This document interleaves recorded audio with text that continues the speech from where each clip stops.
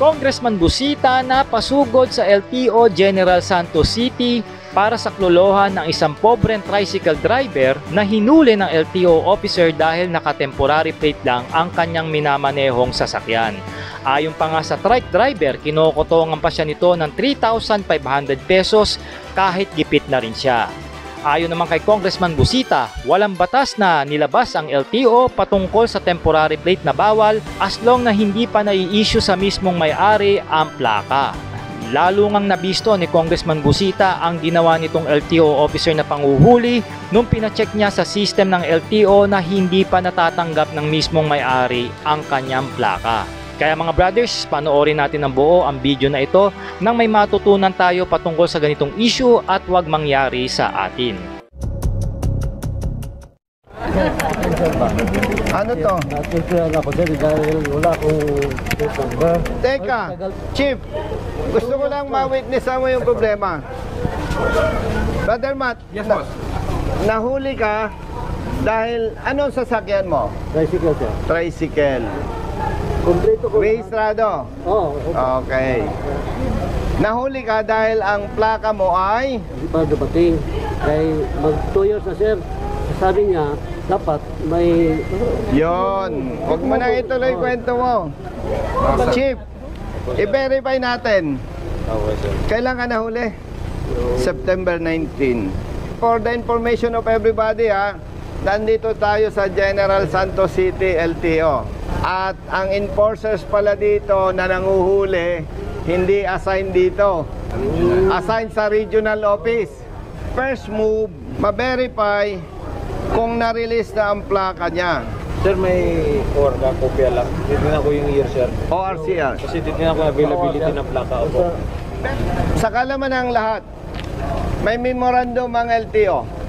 Dahil nung nasa kongreso pa ako, kinwestiyon ko, Chief, kay Asek Bigor Mendoza, may problema tayo sa plaka. At alam natin, hindi yan kasalanan ng motorista. Bakit hinuhuli ang mga motorista na walang plaka? Naglabas ng memorandum ang LTO. Kapag nasita ka ng enforcer, wala ka pang official plate, pipicturan lang yung sasakyan mo at yung lisensya mo. Hindi ka pa titikitan. I-verify sa system kung may plaka na ang sasakyan mo. Kung nasabi doon may plaka na at nasa kasa, isosyokos order yung kasa.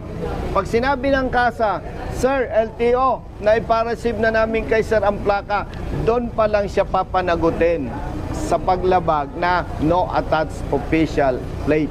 Kaya ito, kuya, magre-request tayo kay Chief, ma-verify kung may plaka na yung tricycle mo.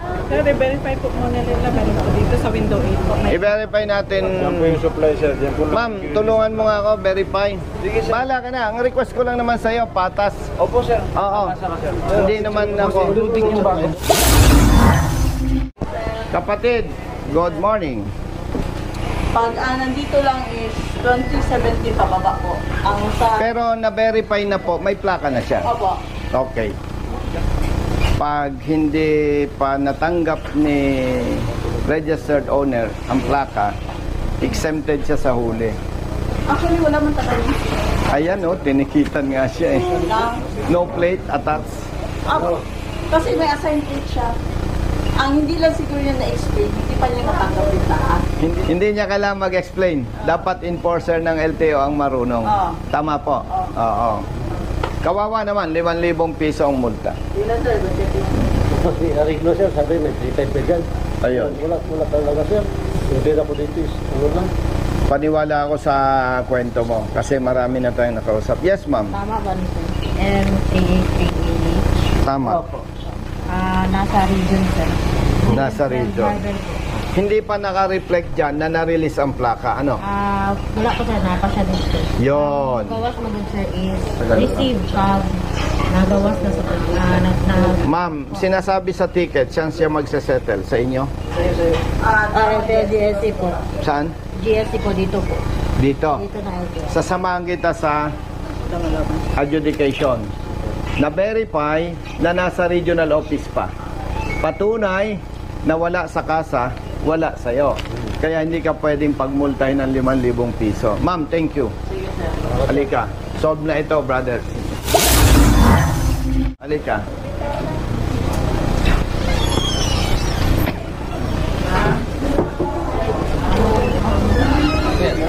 Brother, Chief, Chief, base sa ticket, ang apprehension sa kanya, no plate number actual. Binanggit niya, no plate actual. No. And banggitin ko lang uli, with respect sa iyo, we are hoping alam mo yon. May memo ang LTO na dahil may problema sa plaka, hindi pwedeng huli lang ng huli. Pagka nasita, Brother Matt, yung motorista, wala siyang license plate, yung galing LTO. Picture nung sasakyan, ORCR, tsaka lisensya nung driver. Then, ibe-verify sa system. Pag nakita sa system, nabigay na sa kasa, show cause order ang kasa, sinabi ng kasa, ito po, pinirmahan na nung may-ari. That's the time na mapapatawan siya ng parusa. But, Chief, ang linaw niya, no plate number actual. Yun ang inakusa sa kanya. And doon sa staff mo na itinuro mo sa akin, na-verify doon. Hindi pa na-release. Nasa regional office pa. Kaya, sa ngalan ni Kuya, nire-request ko sa'yo, Kuya, magbigay ka ng statement dito. Simple lang ang sasabihin mo, nahuli ka at sabi wala pa yung plaka. Pero wala pa naman talaga sa'yo. At naniniwala ako, base doon sa memo, dito at doon sa verification ni Chief, maabsulto ka, hindi ka mapagmumulta ng 5,000 piso. Okay? May tanong lang ako, sir. Nung apprehension, sir, may nakalagay kang temporary man lang or talagang wala kang nakalagay doon? Wala lang yung pintura. Pintura lang, no? Yung tricycle, sir? Oo, sir. Pero yung kahit tricycle, sir, di ba naglalagay tayo ng Ayun. plaka? May nilagay ka pa o wala, sir? Wala, sir. Wala. Kahit temporary, sir. Kasi yung required temporary, wala. Brother, lilinawin ko, no? Base sa pagtatanong mo. Pag inintindi mo ang memo, may temporary plate siya o wala siyang pananagutan. Kasi nga, ang problema sa LTO, hindi pa naibibigay ang plaka ni Kuya. Kaya kung nagkabit siya ng temporary plate o hindi, o pangit, o sira, hindi mabasa, wala siyang violation. Kasi nga, ang usapin sa plaka, hindi naman ikaw ang sinisisi ko, problema ng LTO na dapat nakapag-provide ng plaka. Kaya napakaganda ng memorandum ni ASEC Bigor Mendoza na hindi pwedeng huli-huli. Dapat mapatunayan muna na yung plaka natanggap mo na pero hindi mo kinabit. Doon ka palang papatawan ng parusa. Pero na-verify natin sa staff ninyo na yung plaka ni Kuya ay nasa regional office pa. Kaya very clear, base sa memo, base sa ticket, base sa verification, wala kang pananagutan. Pero may proseso. Gagawa ka lang ng sulat na, sir, handwritten, iwanan kita dito, solve na yung problema mo. Okay? Solve na yan. Chief, Yes, sir. salamat. Thank you, sir. Okay, okay. Eto nga mahirap ngayon sa mga LTO enforcer, huli sila ng huli porket nagsisimula na silang mag-issue ng plaka. Kaya dapat nyong i-take note na hanggat hindi pa na-issue sa inyo ang totoo nyong plate number, hindi nila kayo dapat hulihin. Dahil in the first place, nasa kanila naman ang problema. Guys, in my opinion and experience, eto talaga yung gusto ng mga enforcer, yung kalituhan sa batas. Kasi sa ganung paraan sila nakakakikil ng pera sa motorista. Hindi ko nila lahat pero karamihan ay ganyan. Kaya kung rider ka, pilitin mo ng maging knowledgeable sa batas para hindi ka na naaabuso. Buti na nga lang may nasusumbungan tayo na katulad ni Congressman Busita. Nakuha na yung number mo ni ano? Okay, sige, may punta lang kaming tumbler. Thank you. Sir. Ano? Ano? Yung lisensya ko. Grabe, oh. Brother Matt. Hindi pa tayo nakalis. Nasaan lisensya mo? Picture. Bakit? Bilis na? Oo. Ay, ayos. Picture. Oh, ha? Picture. Hawakan mo. Ayos. Kasi may inisyon, huli yung yan. Ito na si Teo. Okay, smile po. Jerry. Kaya harap sa mukha mo. Kaya, smile po. Tatlok. Ito yung nahuli ng LTO. Dahil hindi nakakabit yung plaka sa kanyang tricycle. Pero may memorandum dyan. Kung rehistrado sa sasakyan mo, hindi nakakabit yung plaka, dahil may problema LTO sa plaka, hindi pwede huli agad.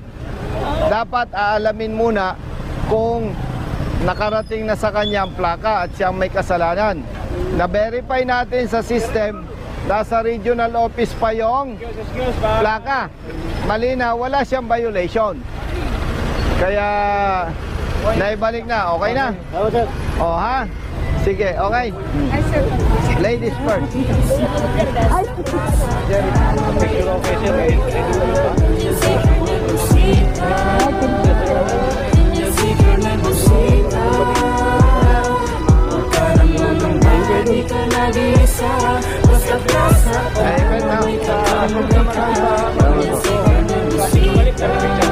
Nasaan yung kausap natin? Puntang tumbler, baka makadiretso na. Tawag.